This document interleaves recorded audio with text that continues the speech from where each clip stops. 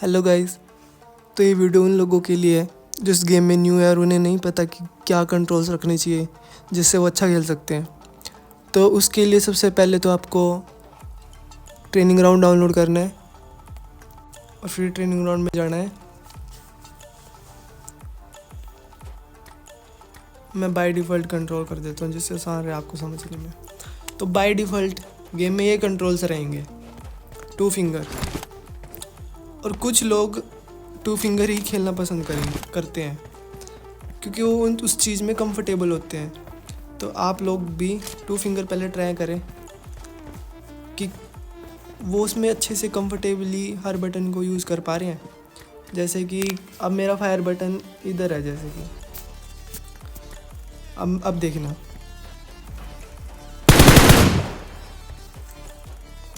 कभी कभार मेरे से नहीं दब रहा है फायर बटन, तो मैं क्या करूँगा, इसको यहाँ रख देता हूँ क्योंकि यहाँ पे मेरा सही से जा रहा है मेरा थंब। तो अब मैं यहाँ पे यूज़ करता हूँ, देखो मैं सही से यूज़ कर पा रहा हूँ।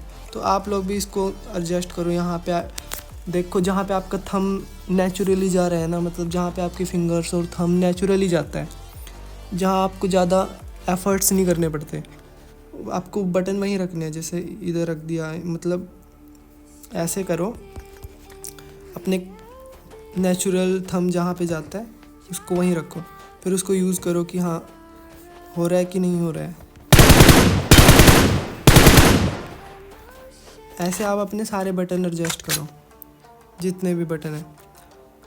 और जॉयस्टिक है ना, जो जॉयस्टिक ये मैटर नहीं करती, जितनी बाकी बटन यूज़ करते हैं ना उतना जॉयस्टिक नहीं करती। आपको जॉयस्टिक का साइज़ जितना मर्जी रखो, छोटा रखो तब भी उतनी मूवमेंट होगी, और फिर इसको आप बड़ा करो तब भी उतनी मूवमेंट रहेगी। तो इससे इतना फ़र्क नहीं पड़ता क्योंकि जो लेफ़्ट स्क्रीन होती है ना पूरी, वो मूवमेंट के लिए होती है। तो आपको ध्यान देना है जो मेन बटन है, जैसे फायर का बटन हो गया, crouch, prone, jump, scope, peak button हो गए, ये होती है मेन बटन्स।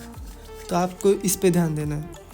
और आपको एक मैं इंपॉर्टेंट टिप देता हूँ जिससे आपका कंट्रोल बहुत सिंपल होगा। जैसे कि ये जो है ना स्कोप एडजस्ट का बटन, और ये जो लूटने के बटन है, ये वाले, ये एक टाइम पे एक साथ नहीं चलते, तो आप इसको एक साथ रख दो। अब मैं बताता हूँ ये काम कैसे करेगा। जैसे कि मेरे पास ये देखो लूटने का आ रहा है ना ऑप्शन। अब जैसे मैं स्कोप खोलूँगा, लूटने का ऑप्शन नहीं आएगा जब भी मैं स्कोप खोलूँगा। तो मैंने क्या कर रखा है, लूटने वाले पे रखा है एडजस्ट का बटन। देखो कितना सिंपल हो गया है खेलना। ये देखो, आप ऐसे इसको एक साथ रख दो, आपका कंट्रोल सिंपल हो जाएगा और आप फास्ट खेल सकते हो और आपको ज़्यादा सोचने की ज़रूरत नहीं पड़ेगी। तो आप ऐसे ही, एक तो ये कैंसिल का बटन है जो नेट कैंसिल, आप स्कोप पे रख दो, ये भी उसी तरह काम करता है। और जैसे एग्जिट का बटन है ना, ये आप अपने क्राउच के पास रख सकते हो, ये भी मतलब एक जैसा ही काम करता है। आप इसको मूव इस पे भी रख सकते हो, जंप पे भी रख सकते हो, प्रोन पे भी रख सकते हो। ये सब एक साथ काम नहीं करते, जैसे कि ये वाला बटन करता है ना वैसे ही।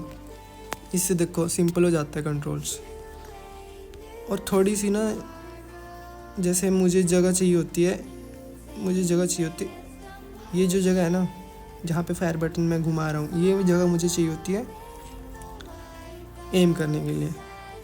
तो आप कभी होगा कि कुछ लोगों को यहाँ पे जगह चाहिए होती है, कहीं किसी को यहाँ पे, किसी को यहाँ पे।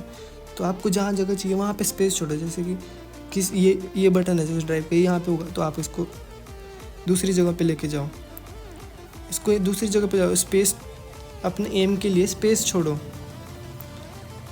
वरना जो आप जब एम करोगे ना, तो ये जो बटन्स है ना ये दबेंगे और फिर आप मरोगे। तो इसलिए ध्यान रखना है कि एम के लिए भी जगह होनी चाहिए, ठीक है ना। बाकी आप ना अपनी ये जो बटन्स हैं इसका साइज़ अपनी मर्ज़ी से रखें, जितना मर्ज़ी रखें, इससे इतना फ़र्क नहीं पड़ेगा। लेकिन कहाँ पे आप रख रहे हैं उसको अपने कंफर्ट के हिसाब से, नेचुरली आपका थंब कहाँ जा रहा है उसके हिसाब से रखना है, उससे आपके कंट्रोल्स मास्टर होंगे।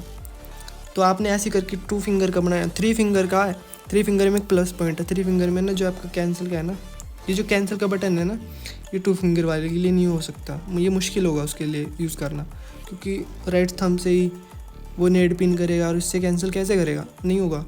आपको थ्री फिंगर मतलब थर्ड फिंगर है ना, जैसे थर्ड फिंगर है, इससे उसने पिन किया और फिर राइट थंब से उसने कैंसिल कर दिया। ये थर्ड फिंगर के लिए काम आएगा, जो कैंसिल का ऑप्शन है ना, ये थर्ड फिंगर के लिए काम आएगा। ये आपको मैं प्लस पॉइंट बता रहा हूँ। और एक और आपको मैं पॉइंट बताता हूँ, जैसे कुछ बंदे होते हैं जो राइट हाथ है ना, उनका ज़्यादा एक्टिव होता है, वो ज़्यादा यूज़ अपना राइट हाथ का करते हैं। जैसे कि अगर आप स्कूल में भी राइट हाथ से ही लिखते हो तो आपका राइट हाथ एक्टिव है ज़्यादा, मतलब तो आप जितने भी कंट्रोल्स हैं ना, मतलब जैसे कोई भी जितने भी बटन्स हैं ना, ज़्यादा करके आप करो राइट हाथ पे ही रखो। इससे आप फास्ट खेल पाओगे, क्योंकि हमारे जो मतलब जो आपका हाथ है ना, जो सबसे ज़्यादा यूज़ होता है, वो आपका फास्ट रहेगा। जैसे मैं राइट हाथ से ज़्यादा खेलता हूँ, राइट हाथ से जो भी काम करता हूँ, तो मेरा राइट हाथ फास्ट है। अगर आप लेफ़्ट हाथ से काम करते हो तो आपका लेफ़्ट हाथ ज़्यादा एक्टिव होगा। तो जैसे कि अब लेफ़्ट जिसका ज़्यादा एक्टिव है वो आप यहाँ पे कुछ भी रख सकता है एक्स्ट्रा बटन, जैसे जंप का रख दिया या कुछ और रख दिया ऐसे। अब जो वैसे है ना राइट, मतलब जो लेफ्टी है वो आपका बटन ज़्यादा करके यहाँ रख सकते। जैसे कुछ बंदे यहाँ पे पीक का रख देते हैं, कुछ यहाँ पे स्कोप का रख देते हैं, कुछ क्राउच का रख देते हैं, मतलब मैक्सिमम बटन लेफ़्ट साइड रख देते हैं, क्योंकि उनका लेफ़्ट हाथ जो तो फास्ट होता है, तो वो जल्दी जल्दी इतने सारे बटन दबा सकते हैं। देखो ये जितने सारे बटन मैंने रख दिए, अब मैं यहाँ रख दूँ तो मेरे से तो खेला नहीं जाएगा, क्योंकि मैं राइट हाथ से ज़्यादा एक्टिव हूँ। तो जो लेफ़्ट हाथ से ज़्यादा एक्टिव है ना, मतलब जो लेफ़्ट हाथ से ज़्यादा काम करते हैं, उनके लिए लेफ़्ट सही रहेगा।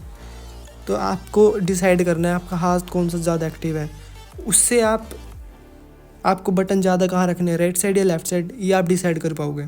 तो ये चीज़ आपको कंट्रोल बनाते हुए याद रखनी है कि आप सबसे ज़्यादा हाथ कौन सा यूज़ करते हो, ठीक है। तो इससे आपको ये पता चल गया कि हाँ कौन सी साइड आपको ज़्यादा बटन रखने हैं।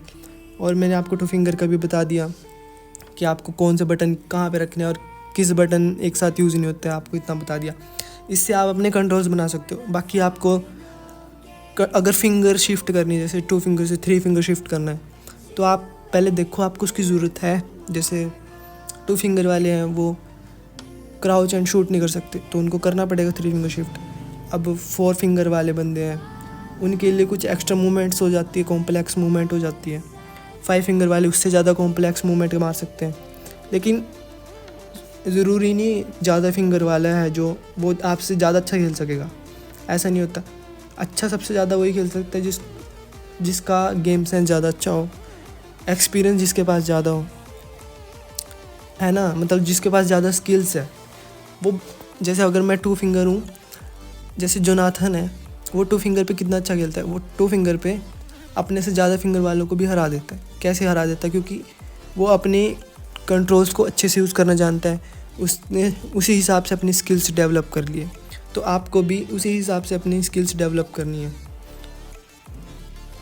तो पहले आप अपना ये डिसाइड करें कि आप किस चीज़ पे ज़्यादा कंफर्टेबल हैं, और फिर उसके बाद आपको लगे कि हाँ मुझे ये मूवमेंट करनी है और मैं इस पे नहीं कर पा रहा, तो आपको शिफ्ट मारना है। और ऐसे नहीं कि भाई एक महीने में 10-20 बार 30 बार, कुछ लोग तो हर दिन चेंज करते हैं, बहुत गलत है। इससे आपकी मसल मेमोरी ख़राब होती है, तो आपको ये कभी गलती नहीं करनी। मैंने भी ये गलती करी है, अब मैंने छोड़ दिया, क्योंकि मुझे पता है इससे बहुत नुकसान होता है। इससे आपका गेम प्ले ख़राब होता है, आपकी सेटिंग्स ख़राब होती है, आपकी सेंसिटिविटी ख़राब होती है, आपका गेम कंसिस्टेंस नहीं हो पाता, मतलब कभी अच्छा खेल लोगे कभी बुरा खेल लोगे। अगर आप अपने कंट्रोल मास्टर करोगे ना, तो आप काफ़ी कंसिस्टेंस गेम प्ले रख सकते हो। तो ये कुछ टिप्स मैंने आपको बता दी जिससे आप अपना कंट्रोल से बना सकते हो, और कुछ ऐसे मिस्टेक्स भी मैंने बताई जिस पे आपको ध्यान रखना है।